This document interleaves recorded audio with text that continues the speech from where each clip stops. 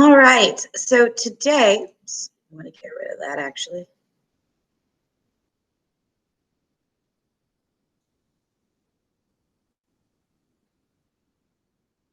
Today we're going to be talking about circumference. So this is actually something that is completely new in 7th grade math. So the first thing that we want to take a look at is our focus for this week. So we have simple probability, making predictions. Now I have already put up videos for these two lessons, videos and the notes for you to watch if you have questions. Area of triangles, that was our live lesson yesterday. Today is circumference, and then tomorrow, so 6:25, will be our lesson on area of circles. The important thing to remember is that all your lessons need to be successfully completed by June 30th in order to go into pre-AP math next year. All right, so some vocabulary that we want to talk about. Circumference is the perimeter, which remember is the distance around something. So it's actually the perimeter of a circle. So if I have a circle right here, my circumference would be the distance all around it. They like to use a fancy word for circles. We have pi, which we use this symbol for. And pi is the ratio or comparison of two values of a circle's circumference to the diameter. So C is equal to the ratio of pi to the diameter. And this value is always approximately 3.14, and we're going to go into why that is on the next slide. We have radius and diameter. So radius is the line segment from the edge of the circle, so like say here, to the center point. So halfway across the circle is the radius. And then your diameter is all the way across. Are there any questions on these words so far? All right. Yo, yes, question? No, I was going to say, no, I have no questions. Awesome. So we're going to take a look at this visually. So again, we have our halfway distance is our radius, and our full distance is our diameter. So if I have a diameter of, let's say, 10 centimeters, and this is the same exact circle, if the diameter is all the way across the circle and the radius is only halfway across the circle, who thinks they know what that distance of that radius would be?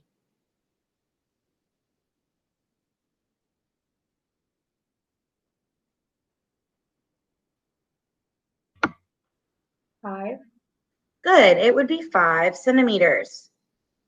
So if we think about it and we want to draw a picture, if our diameter is all the way across, it takes 2 radius to make the full diameter. So twice of our radius equals 1 diameter. So if my radius is 7, what would that diameter be?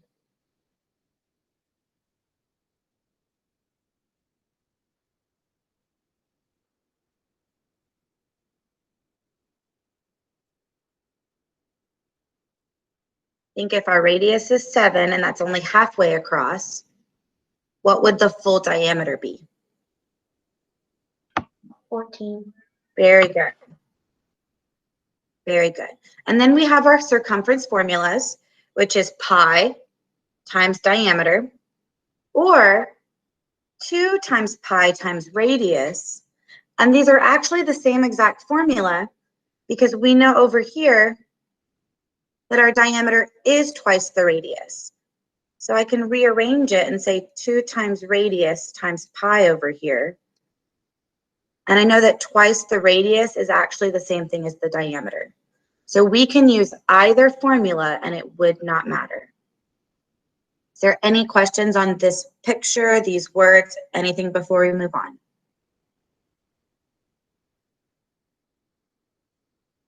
All right.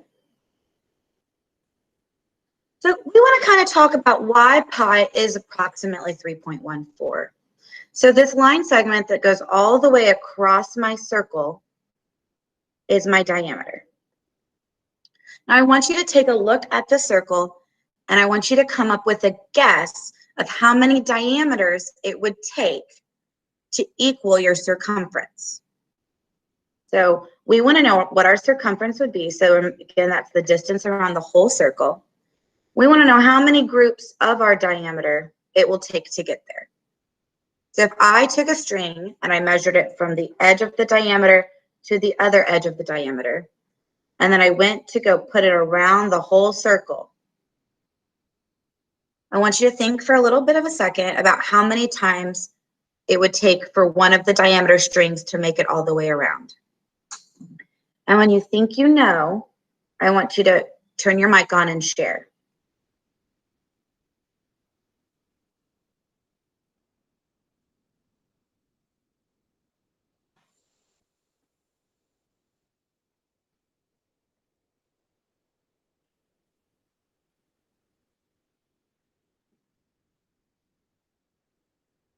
Does anyone have a guess?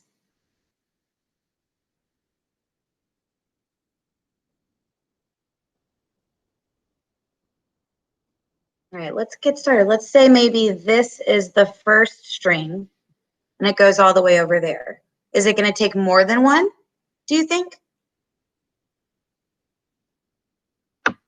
Yes. How many do you think it would take? 3. All right, so we have a guess of 3. Does anyone have another guess?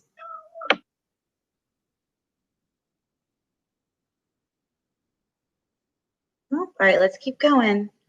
So that would have been the first one. And then we have our second one. So it's definitely more than 2, right? All right, and then our third one, and if we were in class, we would actually be doing this in person. It takes 1, and then a second, so that's 2, and then a third. But do you see this little extra piece right here? That's just a little bit of a fraction. And so we're going to say it takes 3 plus our little bit extra of our diameters to give us our circumference. And this is where we actually get that value of pi, and we use 3.14.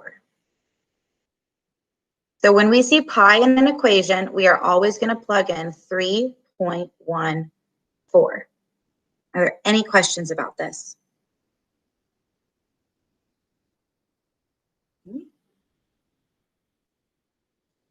So we want to find, proportionality and circumference. If we are given the circumference, how can we solve the equation to solve for the diameter?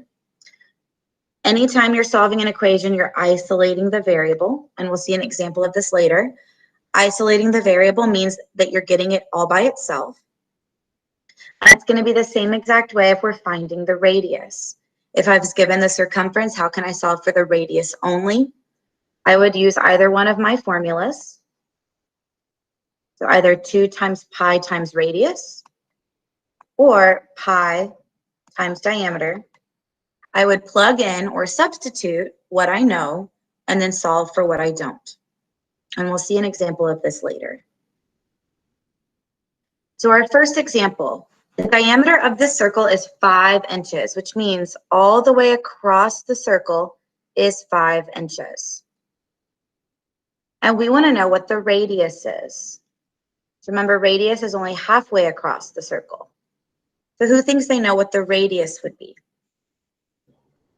2.50? Good. 2.5, yep. 2.5. So our radius would be 2.5. And so now we want to solve for the circumference. And it doesn't matter which formula we use. Remember, we have circumference is equal to 2 times pi times radius, or circumference is equal to pi times diameter. I am going to personally use this one because it requires me to only multiply 2 numbers. So when I write my formula, pi times diameter, remember we use 3.14 for pi. And then what number am I going to plug in for diameter?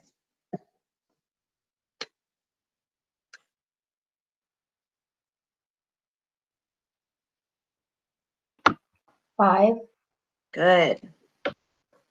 And so now all I'm going to do is multiply these numbers. So I'm going to get my calculator.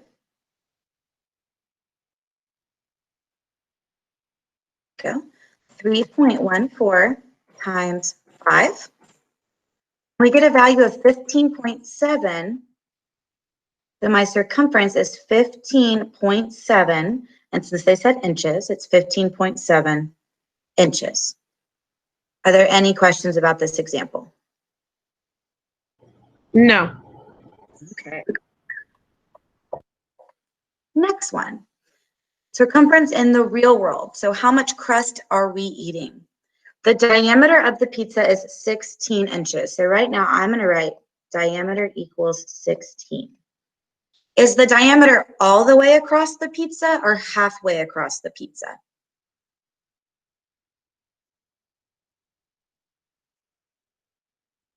Do we remember?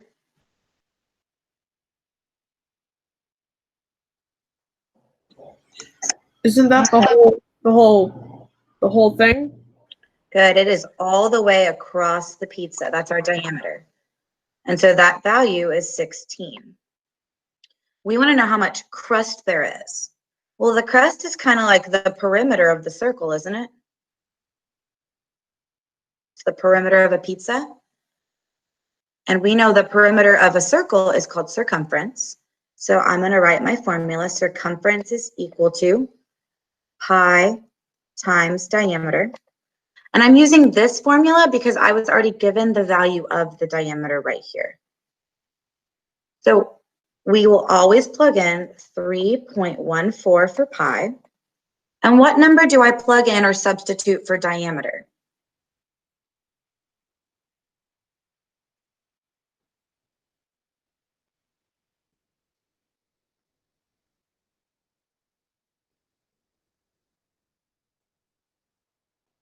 Remember, diameter is all the way across the circle, or in this case, the pizza. So what's that distance? 16.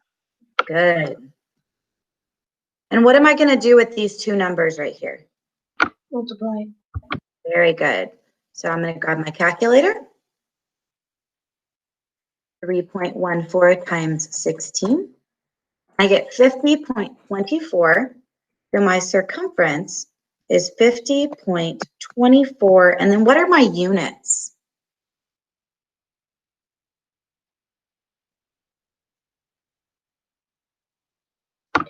Inches. Very good.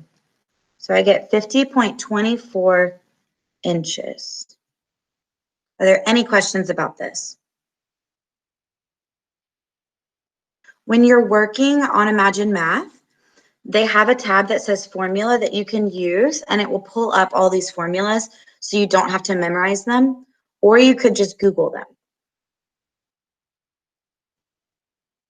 All right, so the circumference of this stump is an estimated 34 inches. So I'm going to say C, because that stands for circumference, equals 34. We want to know which formula can I use to solve, or which formulas can I use to solve for the diameter. So if I know that circumference is equal to pi times diameter, I can plug in what I know here and solve for diameter because I know the circumference is 34 and I know that pi is always 3.14. So this will be one of the formulas I can use. But let's say we do plug in what we know. I know circumference is 34 and I know that pi is 3.14 multiplied by diameter. Well, now this is just an equation. Diameter is being multiplied by 3.14. So then in order to isolate the diameter, I need to do the inverse operation, which would be dividing 3.14. And since it's an equation and I want to maintain equality, I'll divide by 3.14 on both sides. So 3.14 divided by 3.14 simplifies to 1. So I'm just left with 1 diameter. I'm going to grab my calculator and do 34 divided by 3.14. I'm going to say 10.8. I'm going to round that. 10.8. So then at the very bottom, we want to know what the estimated diameter is. Which value is 10.8 closest to? Is it closest to 11, 10, 9, or 12? 11. Very good. So it is closest to 11. So then I want to come back up here very quickly because we know we use this formula to start out to solve for diameter. But this area right here, what I was doing is I took the circumference and I divided it by pi in order to get my diameter. This is the same exact formula essentially as this one right here, only I have isolated the formula for diameter. So I could also use this one right there. Do you guys have any questions so far?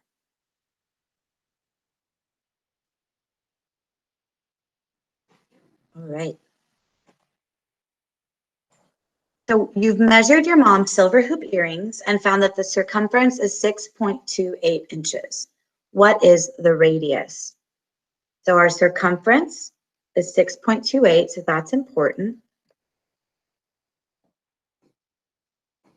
And I'm solving for the radius, so I want to know what that radius is.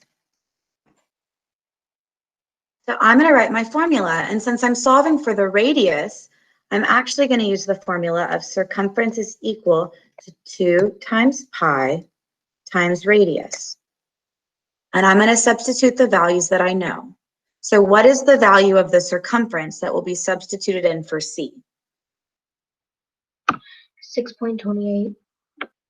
Good. Equals 2 times, and who knows what number pi is?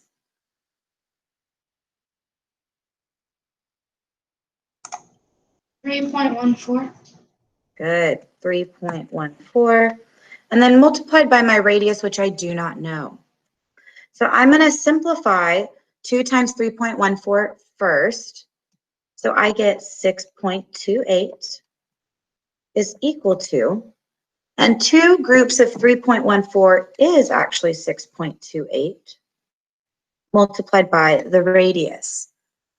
Now I still want to isolate for the radius. That's what I'm solving for. So if the radius is being multiplied by the value of 6.28, I need to do the inverse operation in order to isolate it, which is division. So I will divide both sides by 6.28. And who knows what 6.28 divided by 6.28 is?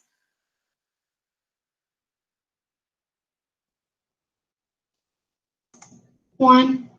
Good. So over here, this simplifies to 1, and I'm just left with radius. And over here, this also simplifies to 1, which means that my radius is actually 1 inch. If my radius is 1 inch, that's halfway across, halfway across the ring, the earring. What would the whole diameter be then?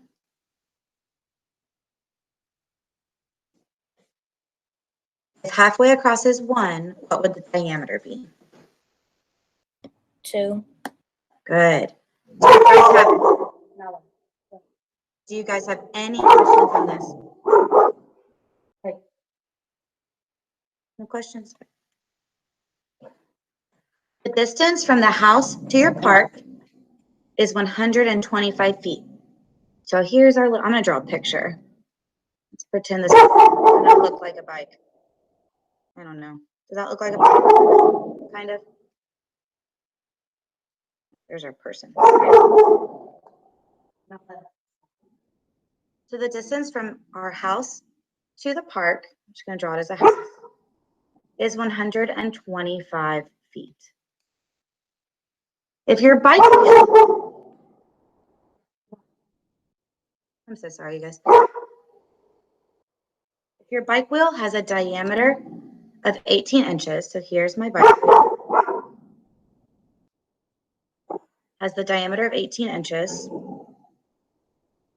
How many times will it turn on the ride to the park? Well, if it turns all the way around, that's one circumference. So I need to figure out how many times or how many circumferences or turns it's going to take to make it the 125 feet. So the first thing I need to solve for is the actual distance around that tire. So if I know that the diameter is 18, then I'm going to use my formula of circumference is equal to pi times diameter. I don't know my circumference, but I know that 3.14 goes in for pi, multiplied by the diameter, which is 18. So I'm going to grab my calculator. 3.14 times 18 gives me 56.52 inches. Ooh, well, this is important. Right here it says inches, but up here it says feet. So I need to convert this to feet really quick. So I know that there are 12 inches in 1 foot. So I'm going to divide 56.52 by 12.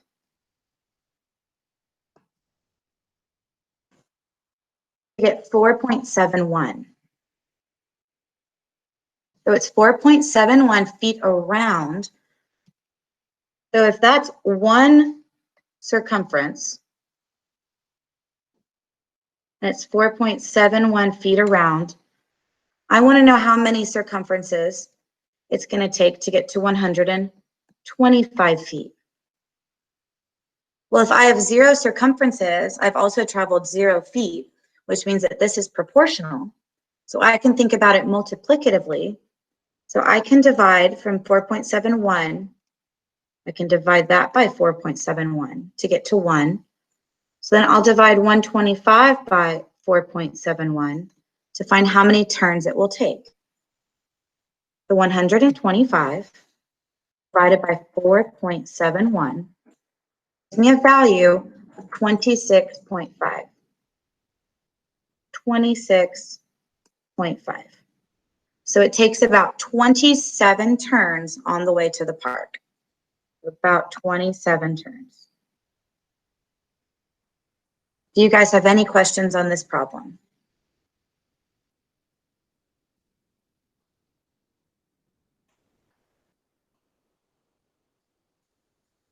All right, that is the end of our lesson for today.